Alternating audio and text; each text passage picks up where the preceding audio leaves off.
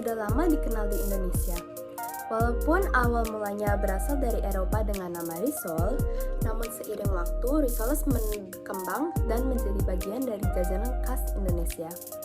Keistimewaan risoles di Indonesia terletak pada isiannya yang sangat bervariasi, mulai dari sayuran ayam, daging, cincang, telur, hingga mayonaise. Hal ini membuat risoles lebih cocok dengan selera masyarakat Indonesia.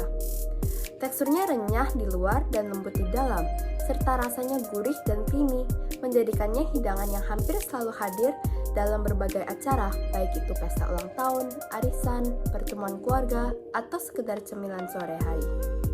Untuk membuat risoles mayonnaise, bahan yang digunakan cukup sederhana, dan memasaknya tidak perlu membanting tulang. Sekarang, ayo kita membuat risolesnya. Pertama, membuat kulit. Masukkan 240 gram tepung terigu, 1 sendok teh garam, dan 600 ml air ke dalam wadah. Lalu aduk hingga rata.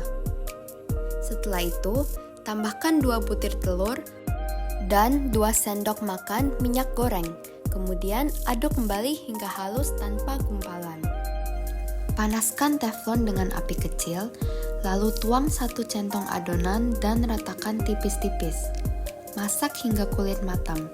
Ulangi proses ini sampai semua adonan habis. Banting tulang sedikit di dapur pasti terbayar saat hasilnya lezat. Tips, gunakan api kecil supaya kulit tidak cepat gosong, lebih luntur, dan mudah dilipat. Kedua, membuat isian. Campurkan mayonnaise dengan susu kental manis, lalu siapkan telur rebus dan smoked beef atau sosis secukupnya. Ambil selembar kulit risoles, letakkan isian di bagian tengah, kemudian gulung dengan rapi. Rekatlah ujung gulungan menggunakan larutan terigu dan air agar tidak terbuka saat digoreng. Ketiga, proses pelapisan. Celupkan risoles ke dalam campuran tepung terigu dan air, kemudian gulingkan ke tepung panis hingga tertutup rata. Kalau ada yang gagal menempel, jangan buru-buru mencari kambing hitam, cukup ulangi dengan sabar. Peringatan, ketika memotong telur atau smoked beef, berhati-hatilah agar tidak terluka oleh pisau.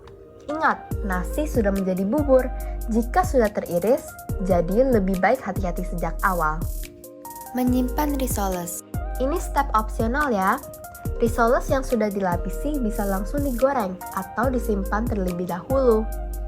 Jika ingin disimpan, letakkan risoles di dalam wadah tertutup rapat dan simpan di freezer. Dengan cara ini, risoles dapat bertahan hingga 2 bulan. Risoles bisa jadi buah tangan yang manis kalau dibawa saat bertamu, atau bahkan bisa disebut buah pena kuliner karena kreativitas tiap orang berbeda dalam mengolah isiannya. 5. Menggoreng risoles. Apabila ingin digoreng, panaskan minyak dalam jumlah cukup banyak dengan api sedang. Masukkan risoles satu persatu. Goreng hingga berubah menjadi coklat keemasan dan balik agar matang merata. Peringatan, minyak dalam keadaan panas dapat memercik. Oleh karena itu, gunakan spatula atau penjepit. Jangan langsung dengan tangan.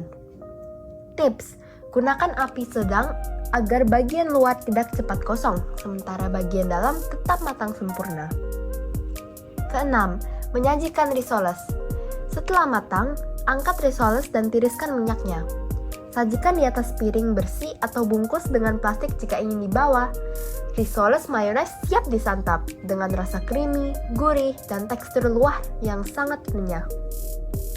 Makanan sederhana ini bukan hanya lezat, tetapi juga mencerminkan kekayaan variasi kuliner Indonesia yang mampu beradaptasi dengan selera masyarakat.